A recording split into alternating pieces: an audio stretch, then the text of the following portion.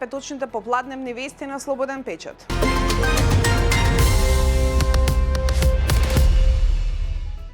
Соединетите Американски држави и Македонија се договорија за рамка за идниот договор за реципрочна, фер и избалансирана трговија, со која двете земји имаат намера да ги зајакнат билатералните економски односи. Рамката го поставува правецот на преговорите и најавува продлабочување на трговската соработка, поддршка на заедничките стратешки интереси и поттикнување на економскиот раст. Според договорот, нашата земја ќе ги укине царинските давачки за сите американски индустријски и земјоделски стоки извезени кај нас. САД пак ќе ги задржат реципрочните тарифи од 15% за стоки кои потекнуваат од Македонија, но дел од производите ќе стигнат до стапка 0. Според Муцунски, за нашите клучни индустрии и производи, царинската давачка ќе се укине. Премиерот Мицкоски пак најави дека 64 наши производи ќе се извезуваат со царина од 0 до 6%.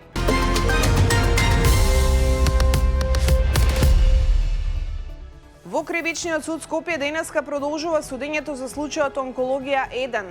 Пред рочиштото адвокатот на второ обвинетата докторка од клиниката за онкологија Симонида Црвенкова, Владимир Туфегич, во изјава за медиумите зборуваше дека очекува целосна дискредитација на обвинението против докторката, затоа што словенечкото вештачење според него е направено врз основа на селективна и нецелосна документација, каде не биле земени предвид предходните болести на пациентите, лекувањето во други клиники, како ни македонските протоколи за лекување рак. Според него се работи за тешки пациенти и самото стручно лице од Словенија потврдило дека се работи за метастатски рак, кој е неизлечив и смртниот исход е сигурен, односно предвидлив.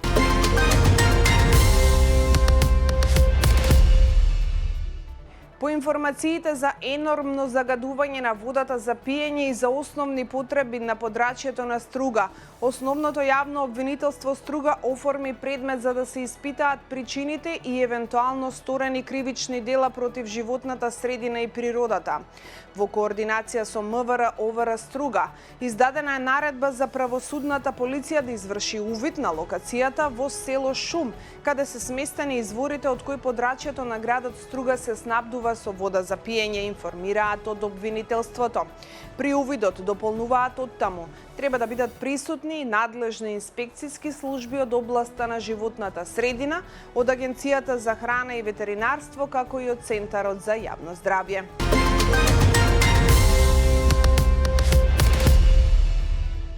Антикорупционерката Цвета Ристовска, за која Државната комисија за спречување на корупција отвори 2 предмета, денеска поднела оставка од функцијата член на ДКСК, која ја испратила до председателот на собранието Африм Гаши.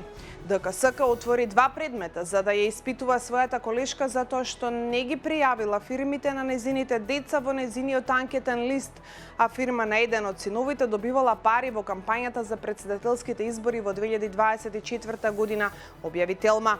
Незините колеги сега ќе проверуваат судир на интереси и за непријавување на имот.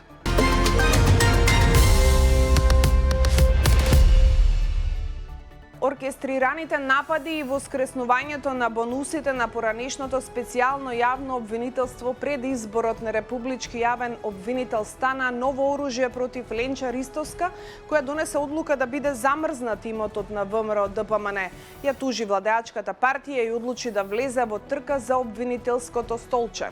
Ваквите сомнежи се наметнаа по јавниот настап на обвинителката Леила Кадриу, која излезе со брутални обвинувања против поранешни обвинители на поранешното СЈО, кои потоа станаа дел од партиските соопштенија на ВМРО ДПМН на поранешниот премиер Никола Груевски. Ристовска, која денеска дојде на рочиштето за Талир 2, во кој обвината е владеачката партија, вели дека тоа што незините изјави се користат за напади врз незе и дава тежина на незината кандидатура и покажува дека токму таа е вистинскиот избор за државен јавен обвинител.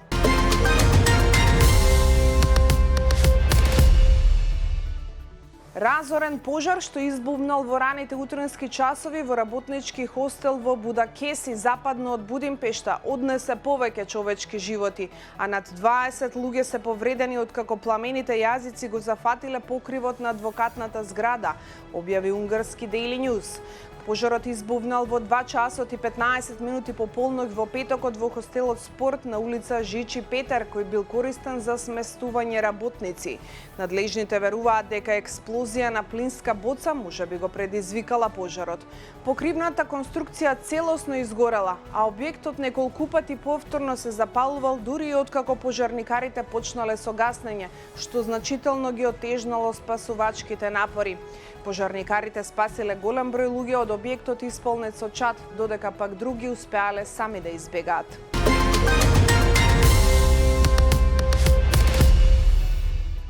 Земјоделци од цела Грција денеска попладне ќе се соберат во центарот на Атина по повик на Националниот координацијски комитет за блокади на патиштата, планирајќи протест на плоштадот Синтагма, при што десетици трактори ќе бидат паркирани пред парламентот, објави Катимерини.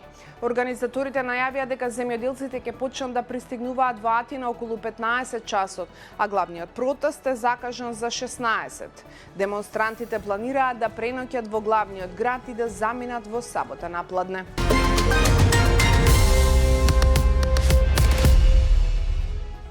Турските власти уапсија 16 лица како дел од истрага за перење пари. Како дел од истрагата, објави Reuters, властите денеска запленија имот во вредност од околу 300 милиони турски лири или 6,9 милиони долари, кои се поврзани со содржина споделена на платформата OnlyFans, според канцеларијата на обвинителот. Истрагата на одделот за финансирање на тероризам и перење пари беше насочена кон 25 осомничени лица и 2 компании во 8 провинции во земјата. Обвинителите рекоа дека осомничените генерирале приходи преку споделување порнографска содржина на социјалните медиуми и насочување на корисниците кон платени платформи како што е OnlyFans, како и канали за приватни пораки како што е Telegram.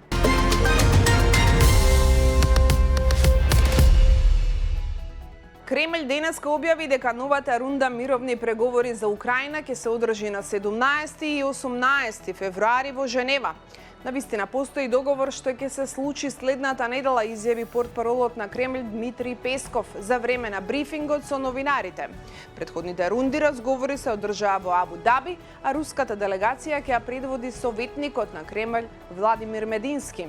Песков рече дека Москва се надева дека диалогот ќе продолжи, но рече дека е малку веројатно таквите разговори да напредуваат подалеку од дискусијата за преддоговорно решение за конфликтот во Украина.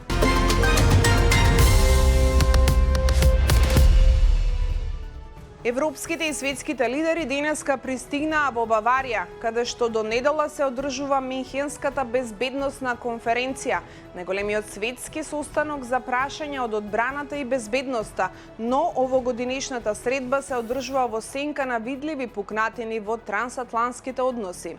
Атмосферата пред собирот, кој традиционално ги собира шефовите на држави, влади и дипломатии, е опишана како предпазлива и лишена од претходните очекувања за силно трансатлантско единство.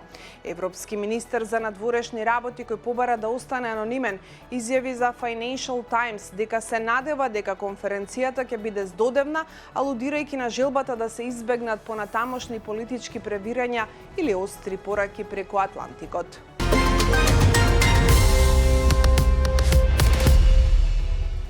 На интернет кружи видео од американски амбасадор во Обединетите нации Майк Валц како прави склекови со американски маринци, демонстрирајќи ја својата одлична физичка состојба.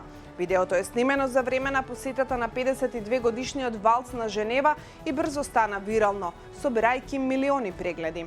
Валц е поранешен офицер на специјалните сили на американската армија кој служел со зелените беретки на бојните полиња, главно во Авганистан и на Блискиот Исток. Тој беше советник за национална безбедност на Доналд Трамп и беше едно од првите назначувања на Трамп по неговиот избор. Ова беше се во денешното издание на Попладневни вести. Ви посакувам да имате убав викенд. Од понеделник се дружиме повторно. Пријатно.